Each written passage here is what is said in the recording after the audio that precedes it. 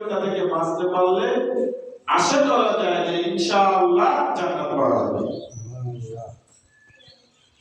বিশ্বনবী সাল্লাল্লাহু আলাইহি ওয়াসাল্লামকে আল্লাহ রাব্বুল আলামিন কুরআনুল কারীমে দ্বিতীয়তম সূরা সূরাতুল বাকারাহ 257 নম্বর আয়াতে রাসূল আরবী সাল্লাল্লাহু আলাইহি ওয়াসাল্লামকে জানিয়ে দিচ্ছেন, দুনিয়ার মধ্যে যদি আপনি সাল্লাল্লাহু আলাইহি ওয়াসাল্লাম সম্মানিত মুসল্লিয়ানে কেরাম, জুমার সালাত ফরজ ছিল পশ্চিমায়। আমরা যে কয়জন আজানের পর পরই বা অনেকে আজানের আগে আসছেন না, অনেকে আজানের আগে আসছেন, আজানের আগে অনেকেই আসছেন মসজিদে, সেটাই বলছি যে আলহামদুলিল্লাহ।